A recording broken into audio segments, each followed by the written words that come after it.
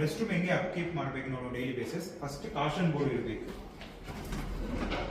ಅದಾದ್ಮೇಲೆ urinal clean ಮಾಡೋದಕ್ಕೆ Harpic ನಾವು ಇದು ಹಾಕ್ಬೇಕು. ನೀರು ನಾವು ಫಸ್ಟ್ ಇಲ್ಲಿ ಡ್ರೈನ್ ಔಟ್ ಮಾಡಬೇಕು. ಈಗ ಹಾರ್ಪಿಕ್ ಈಗ ಇದರಲ್ಲಿ ಹಾಕ್ಬೇಕಾಯ್ತು. ಹಾರ್ಪಿಕ್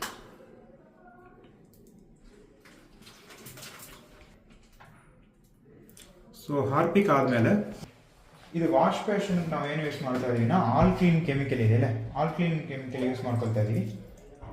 ಕ್ಲೀನ್ ಕೆಮಿಕಲ್ ಯೂಸ್ ಮಾಡ್ತಿದ್ದಾರೆ ವಾಶ್ ಬೇಷನ್.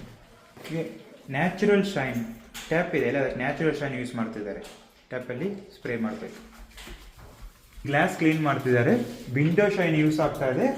ಮತ್ತು ಯೆಲ್ಲೋ ಕಲರ್ ಕ್ಲಾತ್ ಯೂಸ್ ಮಾಡಬೇಕು.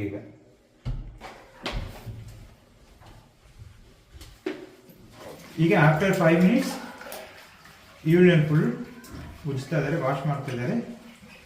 ಓಕೆ, ಈಗ ಫೈನಲ್ ಇದು ರೆಡ್ ಕ್ಲಾತ್ ಎತ್ಕೊಂಡು ಫುಲ್ ನೀಟಾಗಿ ಕ್ಲೀನ್ ಮಾಡ್ತಿದ್ದಾರೆ. ಆಫ್ಟರ್ 5 ಮಿನಿಟ್ಸ್ ಈಗ WC ಆಫ್ಟರ್ 5 ಮಿನಿಟ್ಸ್ WC ನೀಟಾಗಿ ಕ್ಲೀನ್ ಮಾಡ್ತಿದ್ದಾರೆ. ಕ್ಲೀನ್ ಆದಮೇಲೆ ರೆಡ್ ಕ್ಲಾತ್ ಯೂಸ್ ಮಾಡಿ ನೀಟಾಗಿ WC ಒರೆಸ್ಬೇಕು. ಈಗ ರೆಸ್ಟ್ ರೂಮ್ ಫ್ಲೋರ್ ಕ್ಲೀನ್ ಮಾಡ್ತಾ ಇದ್ದೀವಿ. ಆಲ್ ಕ್ಲೀನಿಂಗ್ ಕೆಮಿಕಲ್ ಯೂಸ್ ಮಾಡ್ತಿದ್ದಾರೆ. ಫಸ್ಟ್ ಕೆಮಿಕಲ್ ಅಪ್ಲೈ ಮಾಡ್ತಿದ್ದಾರೆ. ಹಾರ್ಡ್ ಬ್ರಷಲ್ಲಿ ನೀಟಾಗಿ ಫ್ಲೋರ್ ಕ್ಲೀನ್ ಮಾಡಬೇಕು. ಓಕೆ, ಹಾರ್ಡ್ ಬ್ರಷ್ ಆದಮೇಲೆ ವೈಪರಲ್ಲಿ ನೀಟಾಗಿ ಫ್ಲೋರ್ ಕ್ಲೀನ್ ಮಾಡಬೇಕು. ಈಗ ರೂಮ್ ಫ್ರೆಶ್ನರ್ ಅಪ್ಲೈ ಮಾಡಬೇಕು.